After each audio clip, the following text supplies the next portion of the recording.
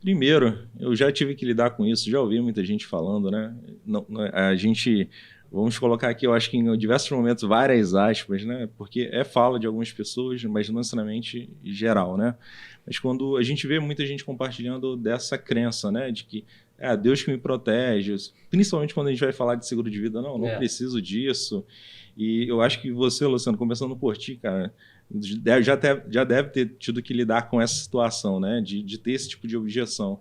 Como é que a gente pode lidar com essa situação, né? Aquela pessoa que tem a crença forte de que, cara, eu não preciso de seguro, não preciso pensar no hoje, eu não preciso pensar no acidente, né? Porque tem algo maior aí que me protege, cara. É verdade, né? Fica até assim um pouco cômico, né? A gente, por conviver, por ser cristão, a gente convive com o meio cristão e existem algumas pessoas que falam que não tem necessidade de contratar um seguro para o carro porque existe um cavalo branco que é guiado para proteger esse carro, né? E com todo respeito, né? Toda a convicção religiosa de fé daquela pessoa, mas entendemos que existe uma ordem na Bíblia que nós devemos orar e vigiar. Quando a gente fala sobre oração, a gente está falando sobre intimidade com o Pai, relacionamento e fé. Falamos sobre isso, sim, não deixamos isso de lado, mas temos a parte que é vigiar, ou seja, vigiar é você ter a prudência, é você tomar conta daquilo que está nas suas mãos e Deus nos permitiu como seres humanos criarmos a ferramenta de seguros.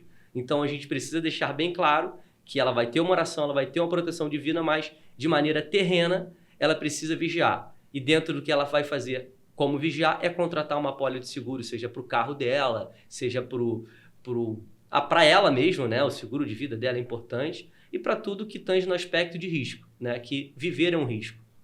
E como se a gente pudesse pegar uma visão bíblica dessa crença, talvez, a gente entende, assim, tecnicamente a gente entende o seguro como uma ferramenta.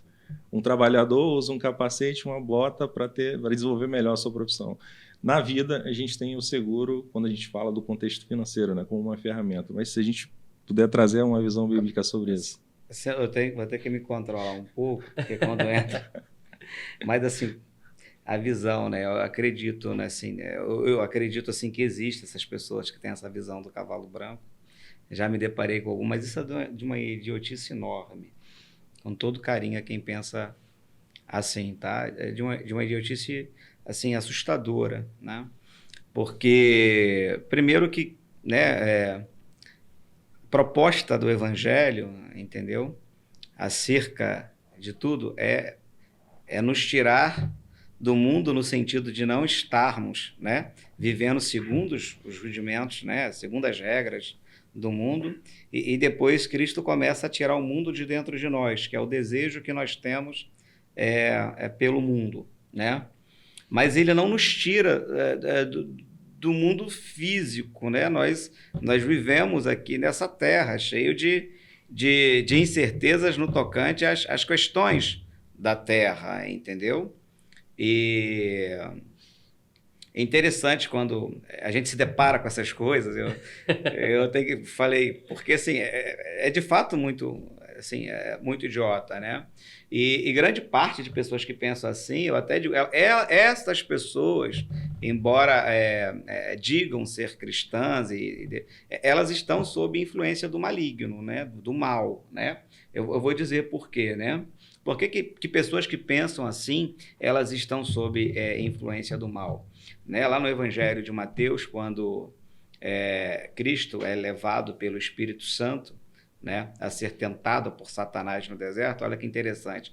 Cristo foi levado pelo Espírito Santo para ser tentado por Satanás no deserto. Ou seja, o Espírito Santo leva Cristo ao deserto, mas o Espírito Santo não tenta. Quem tenta é Satanás. Né? E no diálogo entre Cristo e Satanás, há uma parte que Satanás leva Cristo até lá o pináculo e fala para ele, olha, atira-te daí, porque está escrito. É interessante que antes Cristo tinha respondido para o diabo. Né? Quando o diabo manda ele transformar a pedra em pão, ele fala, olha, porque está escrito que não só de pão viverá o homem. Mas olha como é que o diabo ele é astuto. Aí depois ele vai falar com Jesus e falar assim, olha só, atira-te daqui, porque também está escrito, né? Que Deus dará ordem aos seus anjos a seu respeito que te guarde. Aí Cristo vai dizer para o diabo, não tentarás o Senhor teu Deus. Isso não implica, né, que Deus não seja poderoso para salvar, mas todas as vezes que nós buscamos, em determinado sentido, acerca do risco da vida, do risco das circunstâncias da vida, quando nós não tomamos os devidos cuidados, nós estamos sob influência do mal. Não estou dizendo que a pessoa está possuída pelo diabo, mas às vezes sob a influência do mal que há nela mesmo, por uma falsa crença ou por ter sido ensinado errado. Lembra quando eu falei lá atrás do meu chamado ao ministério? É para que tais pessoas comecem a entender que ela não vai ter alguém num cavalo branco guardando ela. Entendeu? Deus guarda, entendeu? E quando nós vamos lá para o Salmo, interessante quando ele fala, né? Se o Senhor, né, não guardar a cidade, em vão vigia a sentinela. O sentinela está ali, né? Ou seja, o seguro tem que ser feito, né? Eu tenho um carro, meu carro é segurado. O sentinela, ele está ali. Mas o seguro impede que meu carro seja roubado? Não.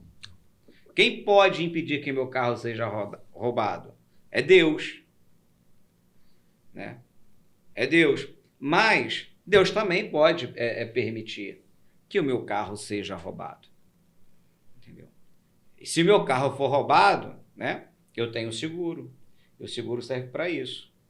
Entendeu? O seguro, a gente não pode, né? Essas pessoas não podem adotar a possibilidade de ter um seguro como uma anulação da guarda de Deus.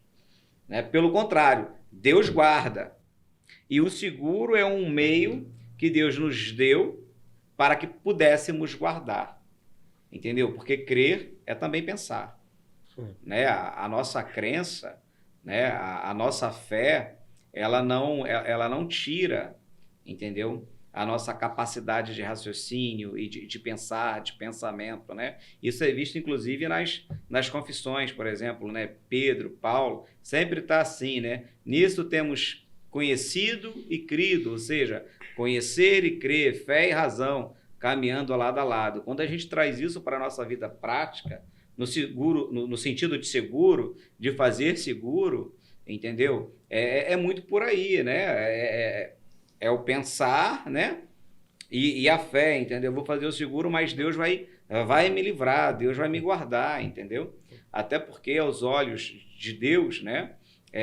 Não existe, né? Aquele que é mais amado e aquele que é menos amado. Entendeu? Deus não tem sombra de variação, não há intensidade. Então, quando Ele me ama e Ele te ama, nós somos amados iguais, de forma igual da parte de Deus. Então, como é que o Deus que me ama, entendeu? Ele permite que o meu carro, sem seguro, seja roubado, mas o seu que tem seguro não é roubado. Tipo assim, Ele te ama mais do que a mim? Não, né? O amor dele por nós, ele é igual, mas ele também nos direciona um negocinho aqui na nossa cabeça, chamado cérebro, para a gente poder tocar a nossa vida aqui de forma normal, natural, entendeu? Pastor, eu gostaria também até de complementar, né? É importante que a própria Bíblia relata que o dia mau, ele ocorre tanto para o justo quanto para o ímpio, quanto para o santo quanto para o profano. Então, nós estamos aí, né, com essas possibilidades, né, desse dia mau vir. E se vir, o seguro é importante para isso. E tá escrito, cara, no mundo tereis aflições, ou seja, sinistro é certo, né? trazendo aflições de todo tipo, né? Se a gente puder ampliar aqui. Mas uma coisa que tu falou, no mercado de seguros a gente fala de agravar o risco, né?